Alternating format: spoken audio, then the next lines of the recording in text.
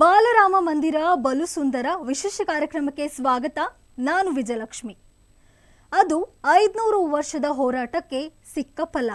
ಈ ಯಶಸ್ಸಿಗಾಗಿ ಹೋರಾಟ ನಡೆಸಿದ ಅದೆಷ್ಟೋ ಕರಸೇವಕರಿಗೆ ಈ ಗೆಲುವು ಸಲ್ಲುತ್ತದೆ. ಹೋರಾಟದ ಪ್ರತೀಕವಾಗಿ ಬಾಲರಾಮ ಅಯೋಧ್ಯೆಗೆ ಮರಳಿದ್ದು ಬಾಬ್ರಿ ಮಸೀದಿಯ ಧ್ವಂಸ ಪ್ರಕರಣಕ್ಕೆ ಇತಿಶ್ರೀ ಹಾಡಲಾಗಿದೆ. ರಾಮರಾಜ್ಯದ ಅಲೆ ಜೋರಾಗಿ ಬೀಸುತ್ತಿದ್ದು ಎಲ್ಲೆಲ್ಲೂ ಜೈ ಶ್ರೀರಾಮ್ ಶ್ರೀರಾಮ್ ಅನ್ನುವ ಸದ್ದು ಮಾತ್ರ ಭಕ್ತಿಯಿಂದ ಕೇಳುತ್ತಿದೆ. ಅಯೋಧ್ಯೆಯಲ್ಲಿ ಬಾಲರಾಮ ಆರಾಮ, ಯೋಗಿ ನಾಡಲ್ಲಿ ಕನ್ನಡದ ರಾಮ. ದಶರಥನ ಪುತ್ರರಿಗಾಗಿ ದಶ ದಿಕ್ಕಲ್ಲೂ ಪೂಜಾ ಕೈಂಕರ್ಯ, ನಗು ಮುಖದಲ್ಲಿ ಕೂತ ಬಾಲರಾಮ. ಅಯೋಧ್ಯೆಗೆ ಹರಿದು ಬಂತು ಭಕ್ತ ಸಾಗರ.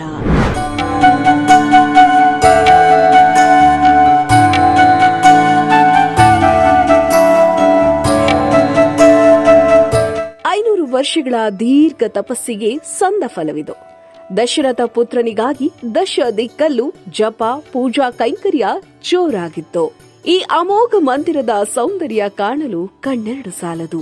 ಹಗಲು ರಾತ್ರಿ ಎನ್ನದೆ ಒಂದೇ ಸಮನೆ ನಿಟ್ಟುಸಿರು ಬಿಡದೆ ಕಾಡುತ್ತಿರುವ ಪ್ರಭು ಶ್ರೀರಾಮನ ಆ ಕಣ್ಣೋಟ ಭಕ್ತ ಸಾಗರವನ್ನ ಖುಷಿಯ ಸಾಗರದಲ್ಲಿ ಮುಳುಗಿಸಿದೆ. ಎಷ್ಟು ನೋಡಿದರೂ ನೋಡಬೇಕೆನ್ನುವ ಆಸೆ, ಹಂಬಲ, ಪ್ರೀತಿ ಮನಸ್ಸು ಮತ್ತೆ ಮತ್ತೆ ಬಾಲರಾಮನ ಕಣ್ಣುಗಳನ್ನ ನೆನಪಿಸುತ್ತಿದೆ.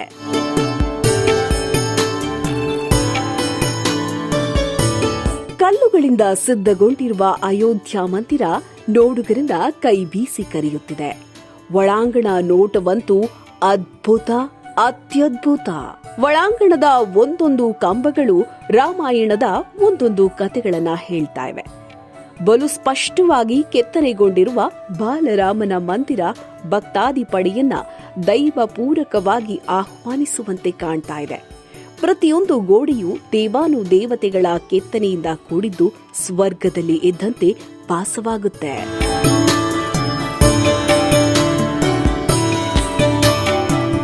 ಸಾಂಪ್ರದಾಯಿಕ ನಾಗರ ಶೈಲಿಯಲ್ಲಿ ಸಿದ್ಧಗೊಂಡಿರುವ ರಾಮಮಂದಿರ 2.7 ಎಕರೆ ಜಾಗದಲ್ಲಿ ನಿರ್ಮಾಣಗೊಂಡಿದೆ. ಪೂರ್ವದ ಸಿಂಹದ್ವಾರದಿಂದ 32 ಮೆಟ್ಟಿಲುಗಳ ಮೂಲಕ ಭಕ್ತರ ಪ್ರವೇಶ ಪಡೆದು ಬಾಲರಾಮನ ದರ್ಶನ ಪಡೆಯಬಹುದಾಗಿದೆ. ಒಟ್ಟು 382 ಕಂಬಗಳು, 44 ದ್ವಾರಗಳು, 5 ಮಂಟಪಗಳು, ನೃತ್ಯ ಮಂಟಪ, ರಂಗಮಂಟಪ, ಸಭಾಮಂಟಪ, ಪ್ರಾರ್ಥನಾ ಮಂಟಪ, ಕೀರ್ತನಾ ಮಂಟಪ ನಿರ್ಮಿಸಲಾಗಿದ್ದು ಮುಖ್ಯ ಗರ್ಭಗುಡಿಯಲ್ಲಿ ಬಾಲರಾಮನ ವಿಗ್ರಹ ಪ್ರತಿಷ್ಠಾಪನೆಯನ್ನ ಮಾಡಲಾಗಿದೆ.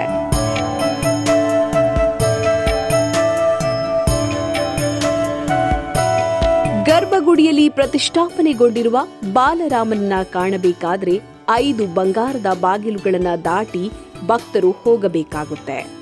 ಕೇವಲ 3 ಬಾಗಿಲಿನ ತನಕ ಮಾತ್ರ ಪ್ರವೇಶವಿರಲಿದ್ದು ಒಂದೊಂದು ಬಂಗಾರದ ಬಾಗಿಲುಗಳು ಆಕರ್ಷಕವಾಗಿದ್ದು ಬಲು ಸುಂದರವಾಗಿ ಹೊಳಿತಾ ಇದೆ. ಯಾವುದೇ ಭೂಕಂಪಕ್ಕೂ ಜಗ್ಗದ ರೀತಿಯಲ್ಲಿ ನಿರ್ಮಾಣಗೊಂಡಿರುವ ರಾಮ ಮಂದಿರ 2500 ವರ್ಷದವರೆಗೂ ಸುರಕ್ಷತೆ ಕಾಪಾಡುವಂತೆ ಗಮನ ಹರಿಸಲಾಗಿದೆ.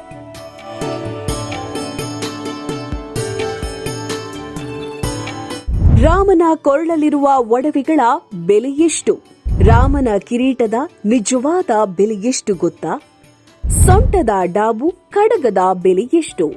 ಬಾಲರಾಮನ ಆಭರಣಕ್ಕೆ ಸಂಬಂಧಿಸಿದಂತೆ ಅಂದರೆ ಹಣೆಗೆ ಚಿನ್ನದ ತಿಲಕ, ಹಾರ, ಕಿರೀಟ, ಬಳೆ, ಪಚ್ಚೆಯ ಉಂಗುರ ಸೇರಿದಂತೆ ಎಲ್ಲ ಆಭರಣಗಳು 18,567 ವಜ್ರಗಳು, 2,984 ಮಾಣಿಕ್ಯಗಳು, 615 ಪಚ್ಚೆಗಳು ಮತ್ತು 439 ಪಾಲಿಶ್ ಮಾಡದ ವಜ್ರಗಳನ್ನು ಒಳಗೊಂಡಿದೆ. ಬಾಲರಾಮನ ಕಿರೀಟದಲ್ಲಿ ಶ್ರೀರಾಮಲಲ್ಲಾ ವಂಶವನ್ನು ಪ್ರತಿನಿಧಿಸುವ ಸೂರ್ಯ ವಂಶದ ಲೋಗೋವನ್ನು ಕಾಣಬಹುದು.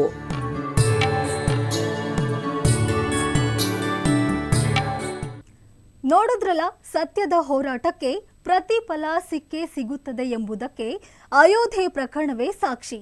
ಒಟ್ನಲ್ಲಿ ಸಿಮೆಂಟ್ ಕಬ್ಬಿಣವಿಲ್ಲದೆ ನಿರ್ಮಾಣಗೊಂಡ ಪ್ರಭು ಶ್ರೀರಾಮನ ದೇಗುಲ ಪಳಪಳ ಹೊಳೆಯುತ್ತಿದ್ದರೆ ಬಂಗಾರದ ಬೊಂಬೆಯಂತಿರುವ ಬಾಲರಾಮ ಕೂಡ ದೃಷ್ಟಿ ತೆಗೆಯುವಂತೆ ಬಲು ಚಂದವಾಗಿ ಕಾಣ್ತಾ ಇದ್ದಾನೆ. ಇದಾಗಿತ್ತು ಈವರೆಗಿನ ಸ್ಪೆಷಲ್. ನಿರಂತರವಾಗಿ ನೋಡ್ತಾ ಇರಿ ಅಶ್ವವೇಗ ನ್ಯೂಸ್.